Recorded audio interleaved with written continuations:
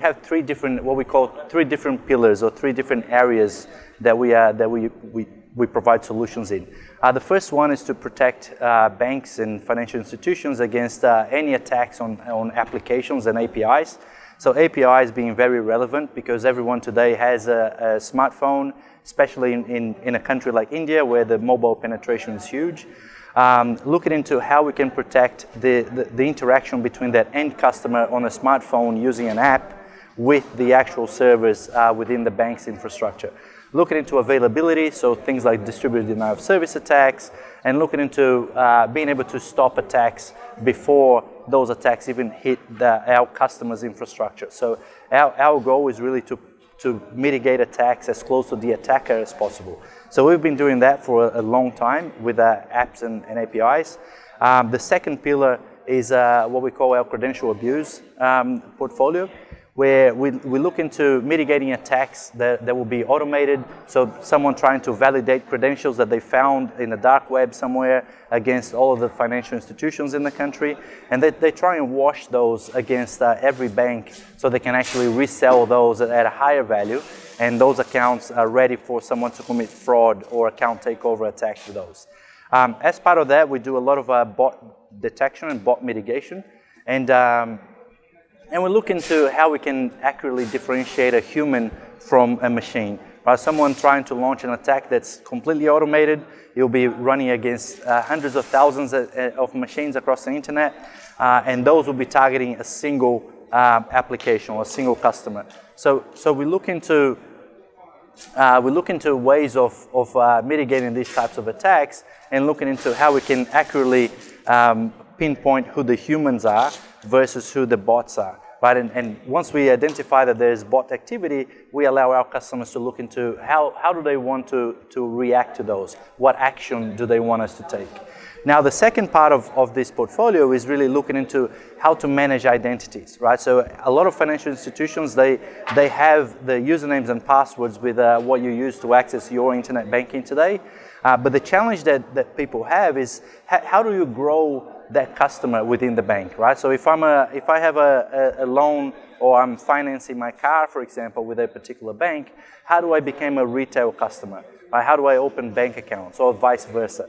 So the sharing of data between different business units on a bank can be very complicated. So the way people do that today from CRM systems is really exporting data from one system and importing data into another. And that includes marketing agencies or any marketing partners that they're working with, looking into how they can interact and better target their customers, so their customers end up being bigger customers of theirs.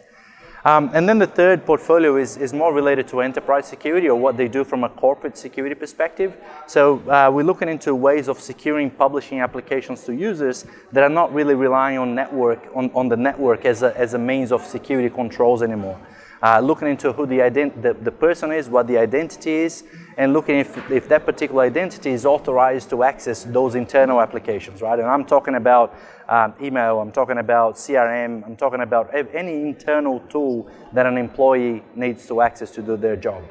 And then the second part of that is really looking into all the data that we have from the other two pillars and how can we feed that into a malware and phishing mitigation system that financial institutions can use to have yet another layer of defense against these types of threats against the IT infrastructure, right? Someone writing a particular banking malware that will look for specific applications within their environment to try and target those and eventually lead to a data breach.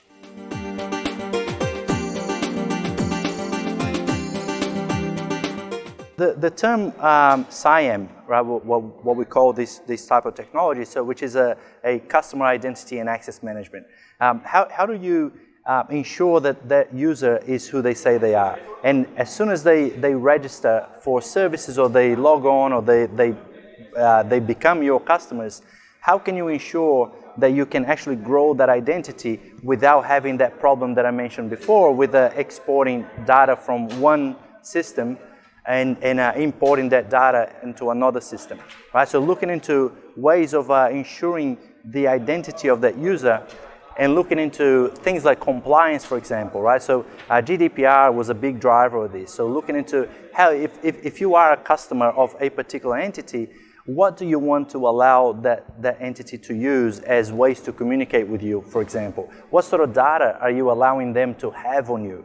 Right, so we built something that allows customers to have that type of control, so they can actually choose how they want to be interacted with and what type of information they want these entities or these financial services entities to have on them. Right, so from a compliance perspective, when it comes to privacy, we are building tools that allow financial services to have that without the complexities that come with you having to build your own servers and applications and everything else, right? So it's pretty much a plug and play type of approach. So we're building, and even on the rest of the security portfolio, we're building solutions that are actually easy to consume. So from a security person in a financial services organization, they don't need to worry about having to build and patch different pieces of different technologies to achieve that same end result. It's pretty much everything as a service, as a subscription model. They can just sign up to this and they can start using it right away.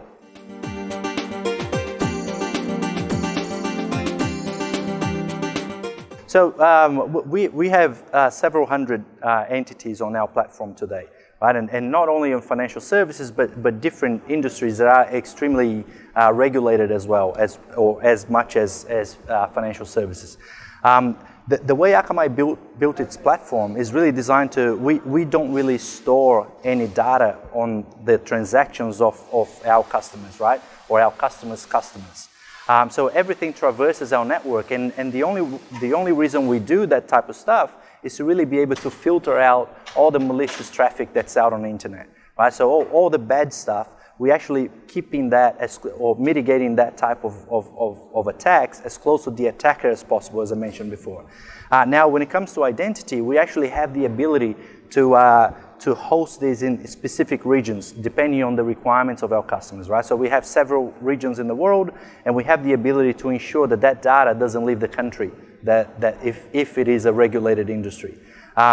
Everything else from a web application firewall perspective, looking into threats that are coming from outside of the country, or even if our customers have their retail customers, for example, are traveling all over the world and they need to access their internet banking, we don't want to block those, and we want them to have the best possible experience. So in those cases, they're going to be accessing the Akamai platform as close to them as possible, right? So if you have a customer that's traveling to Singapore or in Malaysia or anywhere else in the world, they're actually going to be interacting with their bank through our platform and traversing the network inside those countries. But the actual data still resides in the customer's origin or the customer's data centers, wherever that may be, in this case, India.